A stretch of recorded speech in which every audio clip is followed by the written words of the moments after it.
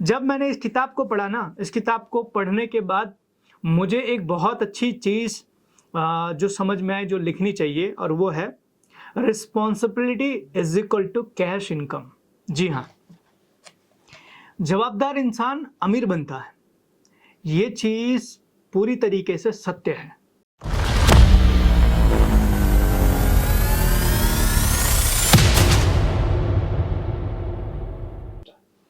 कैसे दोस्तों, आज मैं आपके लिए कुछ खास लेकर आया हूं। जी हाँ, आज हम कुछ नया करने वाले हैं और वो है बुक का रिव्यू। जी हाँ, आज मैं एक बहुत इंटरेस्टिंग बुक आपके लिए लेकर आया हूं, जिसको मैंने कुछ टाइम पहले पढ़ी थी और इसको पढ़ने के बाद मुझे ऐसा लगा कि यार इसके बारे में लोगों को बताना बहुत ज़रूरी है। फाइनेंस मैनेजमेंट के ऊपर ये बहुत अच्छी किताब है, जॉर्ज एस क्लासन की लिखी हुई एक बहुत ही बेहतरीन किताब, जिसका नाम है बेबीलोन का सबसे अमीर आदमी।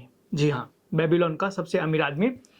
इस किताब को पढ़ने के बाद मुझे ऐसा लगा फाइनेंस मैनेजमेंट बहुत ज़्यादा मुश्किल नहीं है, लेकिन शायद हम उसके ऊपर ध्यान नहीं देते हैं। हमने कहीं ना कहीं इसको इग्नोर किया हुआ है, इसलिए हमें ऐसा लगता है यार लाइफ में पैसा बनाना, अमीर बनना या फिर फाइनेंस को मैनेज करना ये बहुत मुश्किल है।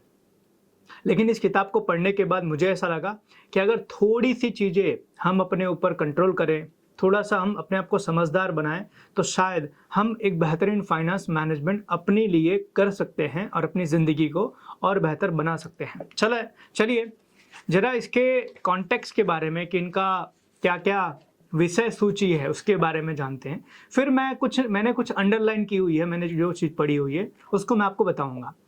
इसका जो पहला चैप्टर है अमीर बनने की इच्छा, दूसरा है बेबीलोन का सबसे अमीर आदमी, खाली पर्स के 7 इलाज, चौथा है सौभाग्य की देवी से मिले, पांचवा है धन के 5 नियम, छठवां है बेबीलोन का साहूकार, सातवां है बेबीलोन की दीवारें, आठवां है बेबीलोन का ऊंटों का व्यापारी, नौवां है बेबीलोन के मुद्दा पत्र, 10वां है बेबीलोन का सबसे खुशकिस्मत इंसान और 11वां है बेबीलोन का ऐतिहासिक वर्णन।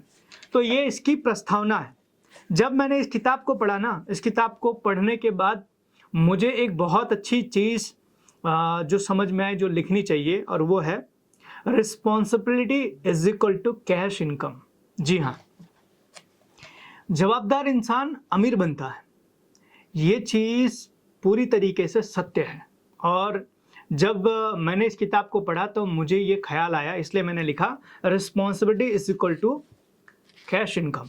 तो कुछ चीज़ें इस किताब के अंदर मैंने पढ़ी जिसको मैंने अंडरलाइन किया है। मैं चाहता हूँ कि कुछ उसमें से आपको सुनाऊं और उसके बाद बाकी की किताब पढ़ने के लिए आपको खुद को थोड़ा सा मेहनत तो करना पड़ेगा। तो चलिए शुरू करते हैं। एक सबसे बढ़िया जो मुझे लगा, किस्मत एक ऐसी दुष्ट देवी है जो किसी का स्थायी रूप से भला नहीं करती। समझने वाली बात है, किस्मत एक ऐसी दुष्ट देवी है जो किसी का स्थायी रूप से भला नहीं करती। इसलिए हमें किस्मत के भरोसे नहीं बैठना चाहिए, क्योंकि किस्मत कभी भी अच्छी और बुरी होती रहती है। हमें अपने आप को बेहतर बनाने के ऊपर काम करते रहना चाहिए। इसलिए बहुत ज़रूरी है। एक बहुत अच्छा और भी है, अवसर एक घमंडी देवता है जो उन लोगों का समय बर्बाद नहीं करता जो तैयार ना हो। समझना, समय बर्बाद नहीं करता। अवसर एक घमंडी देवता है जो उन लोगों पर समय बर्बाद नहीं करता जो इसके लिए तैयार ना हो। कहा जाता है कि अपॉर्चुनिटी जो है वो आपको कभी भी मिल सकती है, लेकिन अगर आप इसकी तैयारी नहीं रखते हो तो शायद आप अपनी ज़िंदगी में कामयाब होने का हक नहीं रखते हो।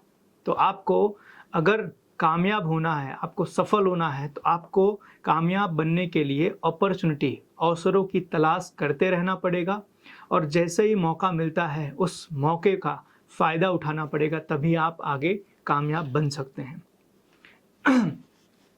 एक बहुत अच्छा है,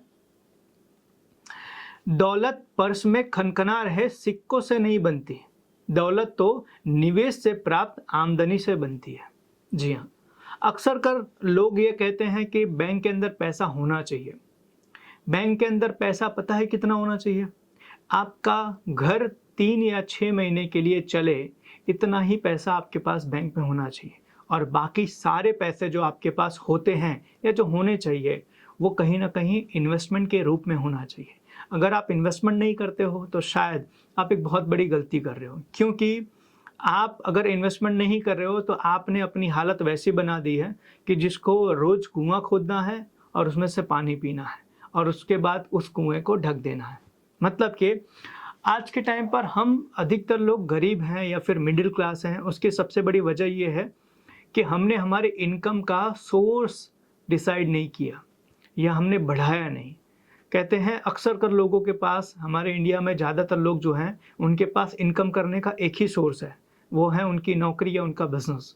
तो अगर आप चाहते हो कि आपके इनकम के सोर्सेस बढ़े तो आपको अपने पैसों को इन्वेस्ट करना पड़ेगा, या तो किसी और बिजनेस में या तो कहीं ना कहीं और जगह जहां से आपके पैसे और पैसे बन सके। एक बहुत अच्छी चीज जो लिखी है, सत्य हमेशा साधारण होता है। जी हाँ, मैं आपको यहाँ पर जितनी चीजें बता रहा हूँ ना, ये है तो बहुत सिंपल, लेकिन इसको करना मुश्किल है। और अगर आप इसको साधारण मान के इसको इग्नोर करोगे ना, तो शायद कहीं ना कहीं आप अपनी लाइफ में बहुत बड़ी गलती करोगे। तो इसलिए कभी भी सत्य को साधारण तो समझना चाहिए, लेकिन साधारण मानकर इग्नोर नहीं करना चाहिए, नहीं तो आप अपनी ज़िंदगी में बहुत गलती करोगे और उसका भुगतान आपको बहुत करना पड़ेगा। एक बहुत अच्छी चीज़ बताइए, उपलब्धि से पहले उसकी इच्छा होना चाहिए। जी हाँ, क्योंकि आपकी इच्छाएं प्रबल और निश्चित होना चाहिए, सामान्य इच्छाएं सिर्फ कमजोर चाहत होती है। हम में से अक्सर लोगों के पास ये इच्छा होती है कि हम अमीर बने, हम कामयाब बने, हम सफल बने, हम नामी बने, हम इज्जतदार बने। लेकिन ये सारी इच्छाएं जो है अक्सर कर लोगों की मैं देखता हूँ डिज़ायर होती है। डिज़ायर मतलब कि कोई गोल नहीं होता इसका कि इसको मुझे कब तक पाना है, कहाँ पाना है, किस रूप में पाना है। तो इच्छाएं अक्सर कर लोगों की साधारण होती है और साधारण इच्छा पूरी नहीं होती। तो आपको इच्छाएं तो रखनी है लेकिन साधारण नहीं। आगे, अवसर सोचता है कि अगर इंसान खुशकिस्मत बनना चाहता है तो उसे तत्काल कदम उठाना चाहिए।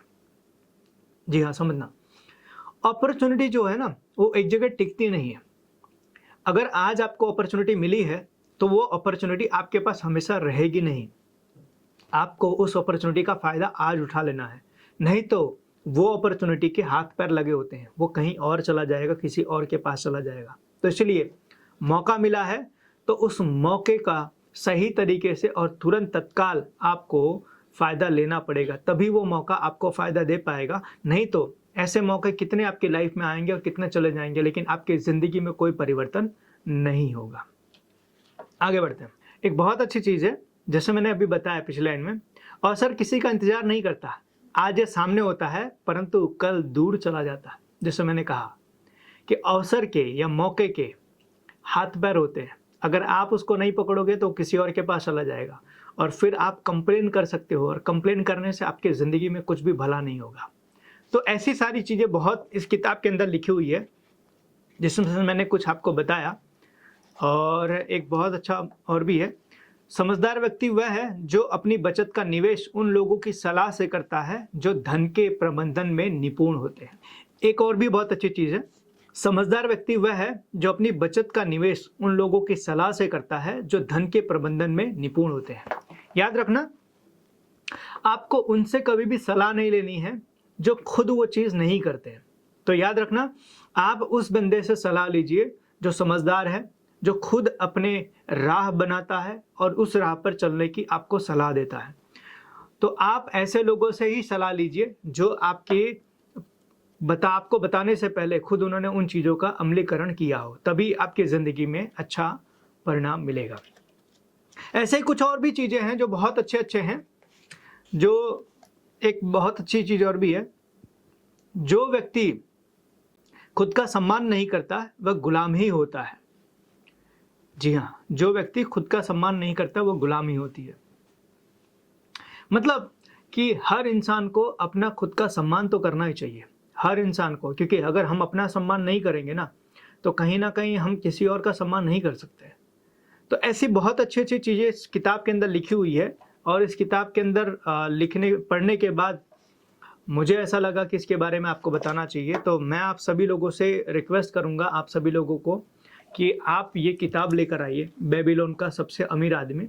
और इस किताब के अंदर धन के बारे में, पर्सनल फाइनेंस के बारे में आपको बहुत अच्छी-अच्छी चीज़ें जानने को मिलेगी, जो हर बिज़नेसमैन को, हर आम इंसान को, हर कामयाब होने की चाहत रखने वाले इंसान को जानना बहुत ज़रूरी है।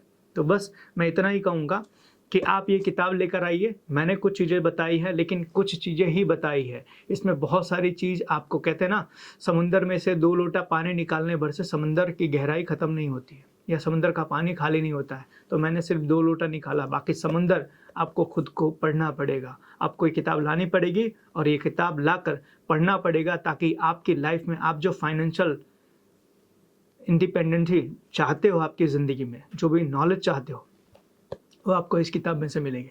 तो मिलेंगे किसी और वीडियो के अंदर, और किसी और किताब के बारे में बातें करेंगे, किसी और टॉपिक के ऊपर चर्चा करेंगे। तब तक के लिए thank you so much. Wish all the best. धन्यवाद।